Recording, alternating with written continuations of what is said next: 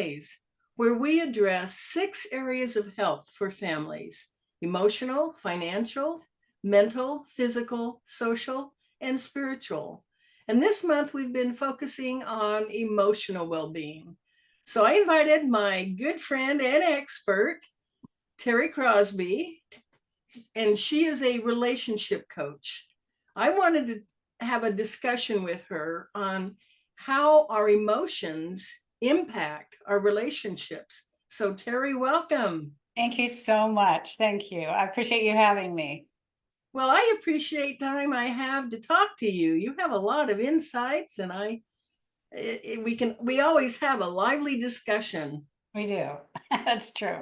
So, I've been talking about how we can learn to understand our own emotions and learn how to manage them, express them appropriately. But, we don't live in isolation. We generally we're more often are in a partnership or marriage.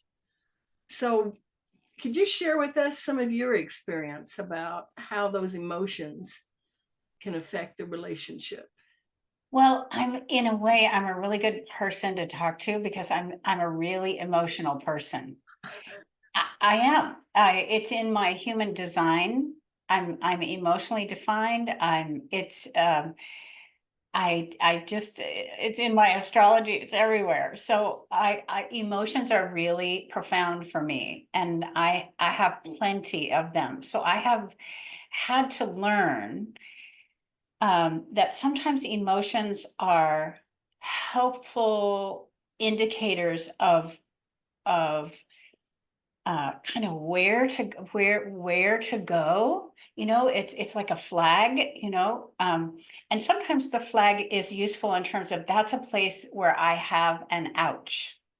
That's a wound. It's a negative place. If somebody says something to me and it's not even meant as critical, but I take it that way, that's a little wound place. So sometimes it's a place that I need to do some personal inquiry and heal something.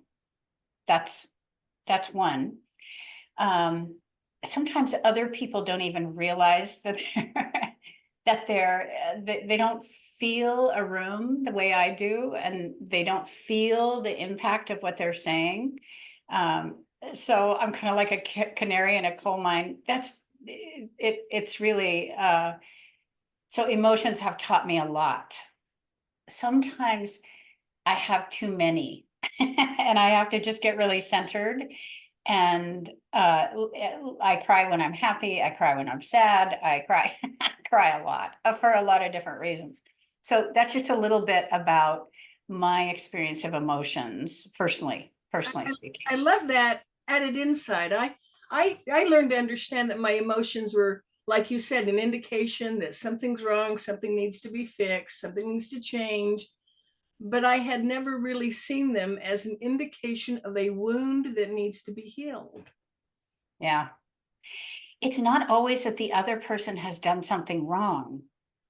You know what I'm saying? We tend to, if I get hurt feelings, one of the options that humans have is to say, you did this to me.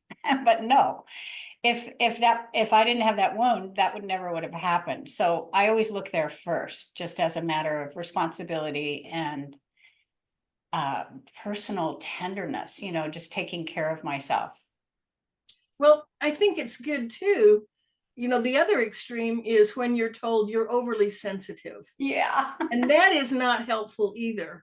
But Yeah. I like the way you're saying, take responsibility and realize, like you said, here's the warning light, the red flag that I have a wound that needs to be addressed. Mhm.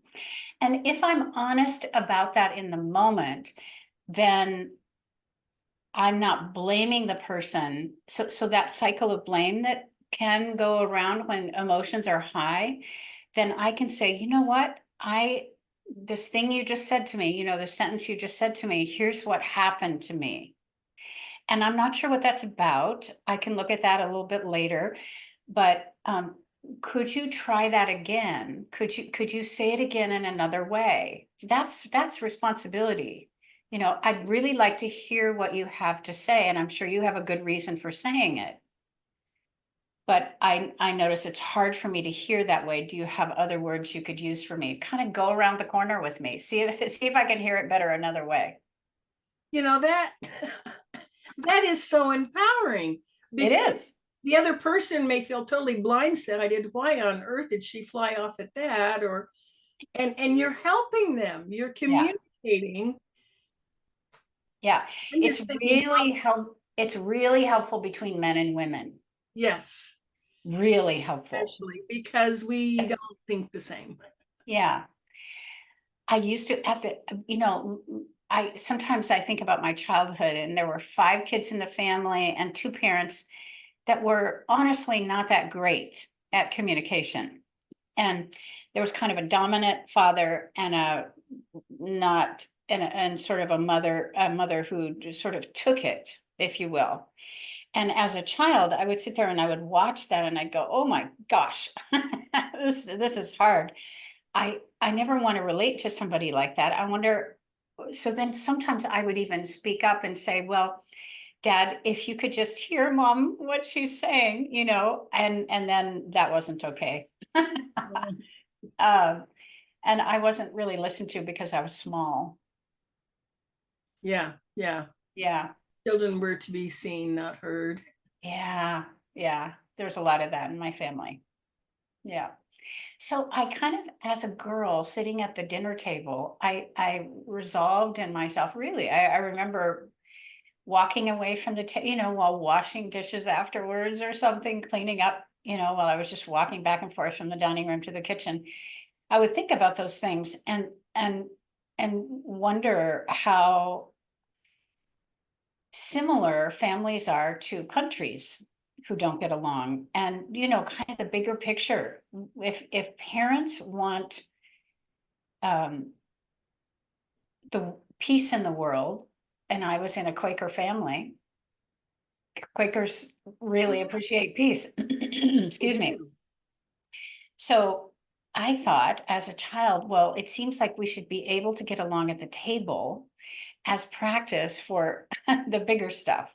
Makes sense to me. Yeah, yeah, yeah. So I grew up wanting to figure that out and wanting to create more peace in the world in personal situations. And so I turned my attention to that. I went into child development at Iowa State University and, you know, took a lot of classes about that and psychology and early childhood, this and that and the other thing. And so I've had an eclectic journey.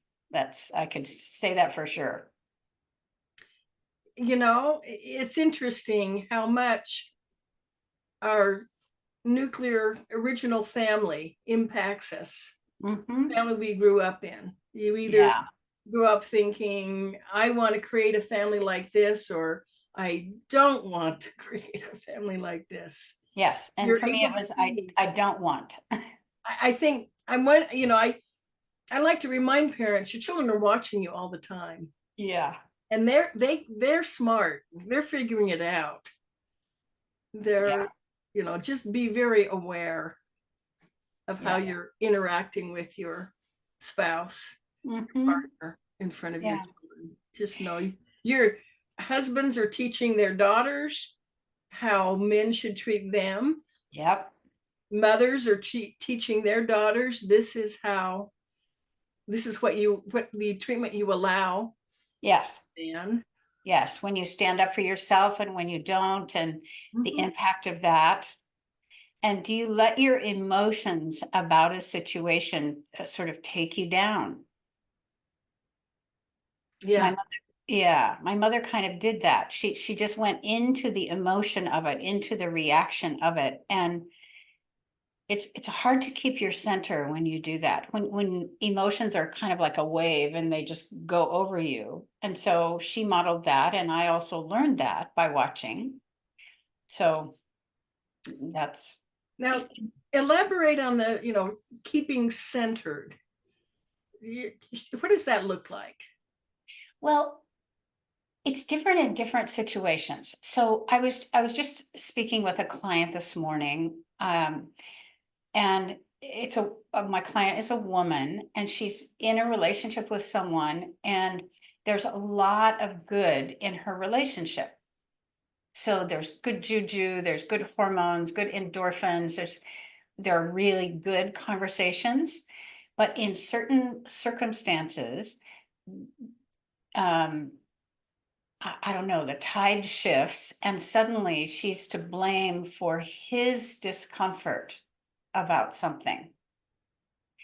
And what I guided her to do this morning is to actually, so the answer to your question, sometimes it's to take time away from the situation so that you can remember your strength. And what I guided her, one thing I suggested that she do is just take time out of the relationship. She can take a break, she has the right to do that. She can say, I need time. And I said, go spend time around your really strong girlfriends, around people who see you, around people that you feel fully, that you can fully express yourself, and kind of remember your strength about who you are. So getting centered for her could be taking time out. That's one answer to your question.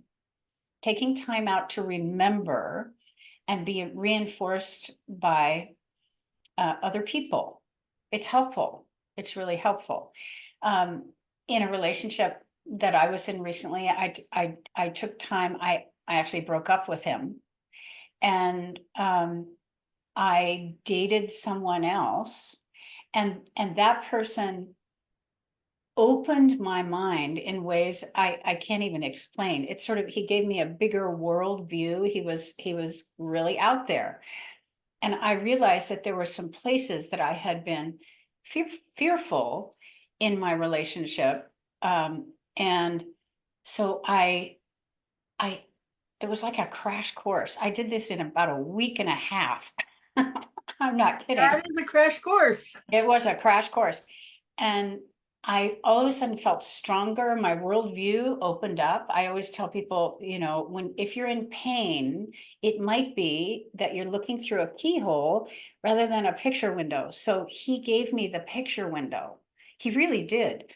And so all of a sudden I was like, oh, and I lost my fear of, I know this might sound odd, but I lost my fear of death.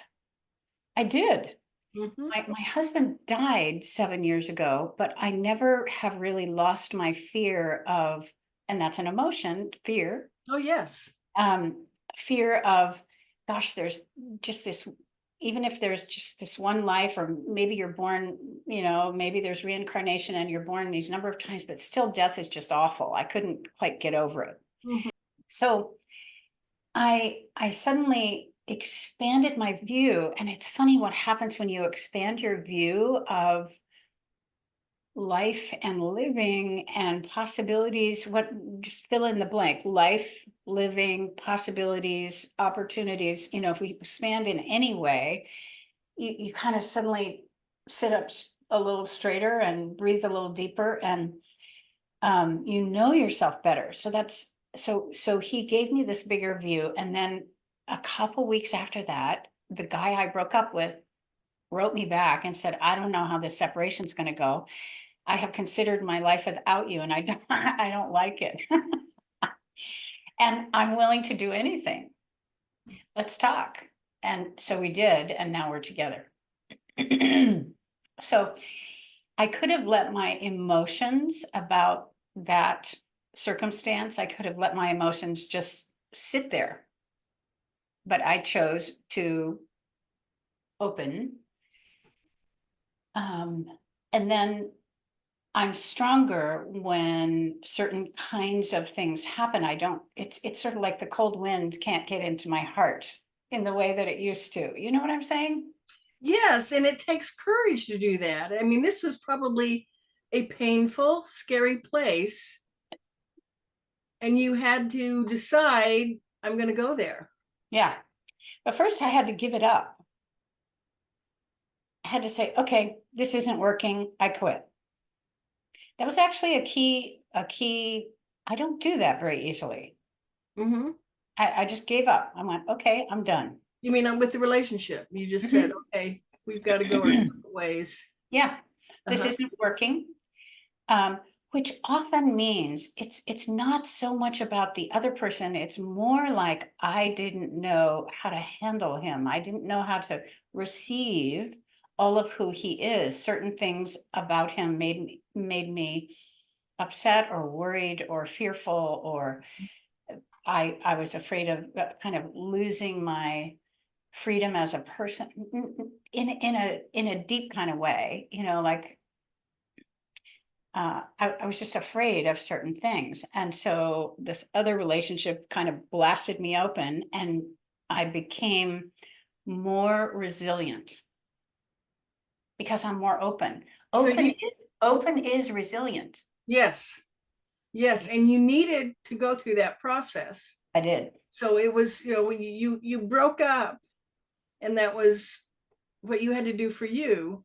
But I'm looking at what it did for him. I think he learned to appreciate you more. He learned to decide, I want to I want this relationship. Let's talk. What's needed to make it Yeah. happen. Yep. Yep. He did some self-reflecting as well. So it's valuable. So those emotions of mine, actually, those strong emotions, fear and worry and feeling a little up against the wall in certain situations with him, it actually guided me to a better me, because I didn't think of it as bad. I just kept exploring how to untie this little tight place and kind of disperse this negative thing over here, and like that. Which really reinforces we don't need to fear our emotions. They are beneficial. They're energy. They can motivate us to take action. They can Yeah. help us understand ourselves better. Yeah. And then I love this, you've heard the expression, use curiosity over judgment. Just being curious. Let's explore this. Yeah. My version of that is it's the same, only different words. I always say be curious, not critical. Okay. Because they're two C's, they're easy for people to Yes. remember. So I often do that, but it's the same thing. So, and that's true about ourselves, examining our own emotions, and in our relationships. Yes. So instead of me thinking something is wrong with me, that would be critical, Yep. I got curious. I went, okay, then I'm going to play over here for a while. And I started talking to this other guy, and I went, oh, I'm really afraid there. Yeah. Okay. So I had a bigger perspective when all of that was done. So emotions can point, they can point where to look in ourselves to get stronger. Really, it's a strength. It's a resilience. It's the resilience is probably a better word, to be more resilient and more open, because to me, it's both of those are required. Exactly. And then he got curious. He did. He did. He wanted to know what he could do. Yeah. To make it work. Yeah. Beautiful example. Yeah. So getting centered it's not a specific action. It's just the idea that you're in touch with your emotions. You're figuring out what you need, and you're taking care of yourself.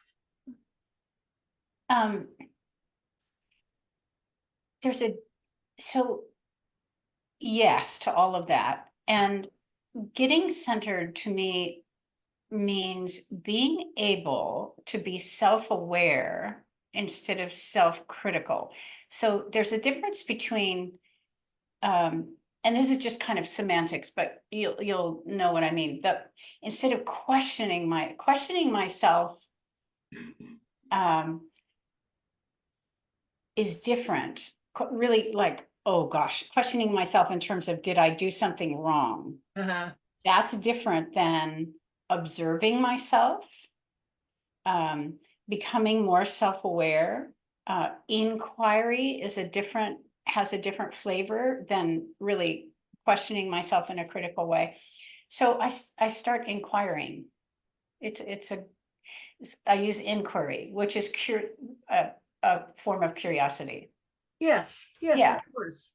yeah. You're getting more information, you're learning more. Mhm. You're not beating yourself up. Yeah, I know quite often as women, we're very good at that. yes, yeah, we are. So there's a really important aspect here, I think, about the curiosity, which has to do with taking responsibility for the reaction that you have. So I always say to myself first, and then to other people, when I'm doing a session with someone, I say, claim it, don't aim it. Ah, And so if you claim it and you take responsibility, then the other person doesn't have to defend themselves for, doing something wrong or causing you hurt. You can actually take responsibility.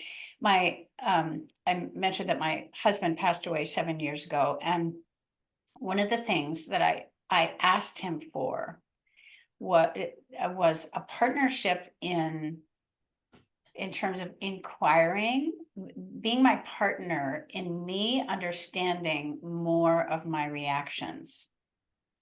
And so I would kind of, stop the presses in the middle of a discussion sometimes. And I would say, I just felt this really strong feeling, and I'm having a really negative reaction to you and what you just said. And so I wonder if you could help me with that.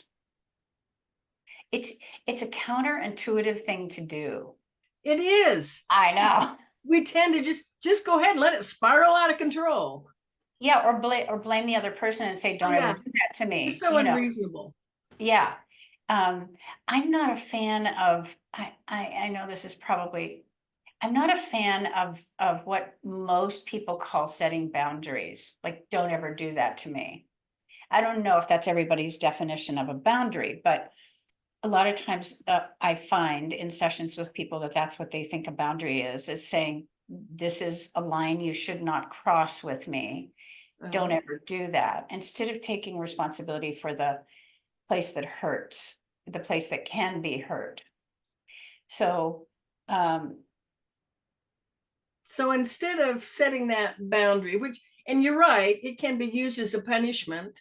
yeah, Instead of setting that, you're inviting them, be my partner, yeah, and helping me understand my emotions and my yeah. reactions. How Especially, how that would strengthen that relationship. I mean, you can't get more emotionally intimate than that. yeah, it made such a huge difference. His name was Eric, and it made such an incredible difference with him. Then he didn't have to be in the doghouse about anything. Yeah, Nobody likes to be in the he doghouse. was. Yeah, he was the good guy. He's helping you.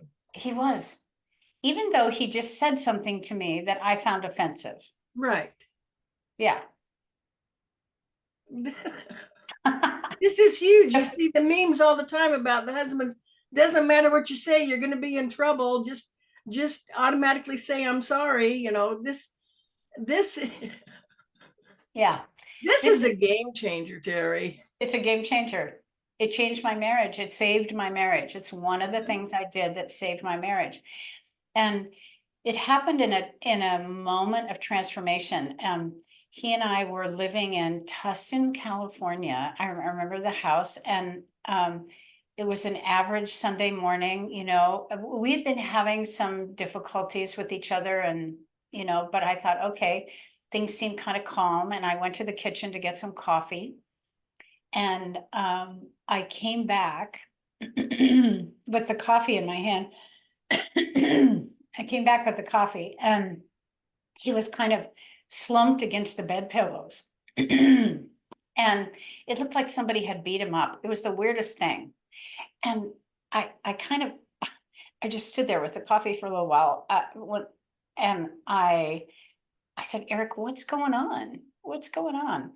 And he said to me, are you done with me yet? Nobody had ever said that to me. I almost dropped the coffee. He said, are you done with me yet? And instead of taking that as criticism or blame, I don't even know what happened to me in that moment, but I just opened.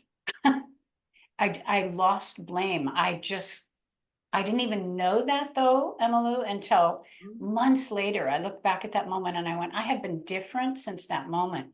And so we talked that morning and I said, please don't go anywhere. I'm going to fix this. And it was a moment of transformation. And that in that moment, I realized that how much of my life I had taken my emotions as the truth of things. Ooh, say that again. I had believed that because I had a certain emotion, that that was the truth of things in that moment, that he had in fact hurt Mhm. my feelings and that he didn't have the right to do that. And something changed in that moment and during that morning and in the months after, when I suddenly realized that my emotions were just indicators, and I Mhm. started to explore what they were indicating. And so instead of making him my enemy, he Mhm. became my partner. Oh. I know. It And was that just, time after, it sounds like it was sweet, precious time with him. oh my God, it was incredible. It was incredible. Oh. Yeah. So I had this 5-year pattern. I could pretty much ruin any relationship in 5 years or less. Oh my God. Huh. And that shifted everything. And it's, Mhm. you know how learning sometimes collects and collects and collects, and then Mhm. all of a sudden you get it. Yes, yes. That's what happened. That's what happened that morning. And so I said, don't go anywhere. I'll fix this. And what I meant by that is that I didn't any longer suddenly believe that my emotions were the truth in the moment, that it was more like a flag, like a red flag. And that if I looked at what that emotion was about, sure, it's legitimate. I'm not Mhm. I'm never asking people to suppress their emotions or No. pretend they're not there. It's like, okay, I'm angry, but what is that about? Yes. Learn from Uh, it. Yes. yeah, what is that? And so I began to ask Eric to help me in those places. I said, can you just be my sounding board here? Mhm. And so, and he was good at that. He was really good at that. Um, there was something else I was thinking about just in that moment about how emotions aren't the truth of things. Yes. So it's more like a little bit of a roadmap. Yeah. It's actually a helpful roadmap. A valuable clue. Yeah, you fix that pothole and then that pothole, the Mhm. place where you kind of Mhm. fall in and can't get out. Yeah, yeah, Wow. yeah. And so it just got sweeter and sweeter, no matter what happened, no matter what happened. Mhm. Yeah, Wow. You found that beautiful yeah, golden answer. So, how do you I know you work as a coach, right? I do. And what other services do you provide for people who want a better? You deal mostly with intimate relationships, is that correct? Mostly about intimate relationships. Yes. Um, so I offer online classes. I live in Western North Carolina, and so I offer some in-person classes around here, which is fun, for various churches and that kind of thing. Uh-huh. Um, yeah. And I do private sessions with people. And one of the ways that people can get to know me is to schedule a free meet and greet. There's a place on my website, under services where it'll say meet and greet, and it's like a 20-minute hello, and we can see if we're a good match to work together. So I do that. I'm the author of 2 books. One is called How to Save Your Fourth Marriage. One person can transform a relationship, and the other is a poetry book called 100 Words. Mm. So I've got both of them right back there. Okay. All right. And now in your website, is all of this information on your website? It is incareofrelationships.com. Careofrelationships.com. Incareofrelationships.com. Yeah, it's all there. I love it. Yeah. Yeah. And what a valuable tool for any family, for anyone who wants Yes. that intimate relationship, that partnership. Yeah. Can you imagine the difference it would make in families? Oh, yes. Oh my gosh. If people actually took responsibility for their emotions and said, I'm having this emotion. Yeah. So it requires stepping back and being able to observe yourself. Now, and what a difference it would have made for your childhood if your parents had been able to do this. Oh my goodness. Yeah. If early on they had been able to communicate, to understand each other better, to open up. It sounded like your mother just kind of stifled everything down. Well, she wasn't, as we were talking about earlier, I don't think she was really centered in herself. You know, I don't think she really knew how to do that, or that she had the right to do that. I don't think that was modeled in her family or in her schooling, or Yeah. Yeah. So I think if we are examples, people learn by examples, as you were talking about. Yeah.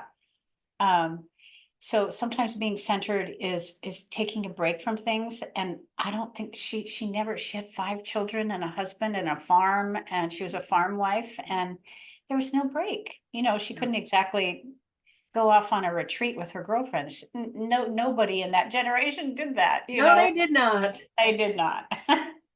Wow.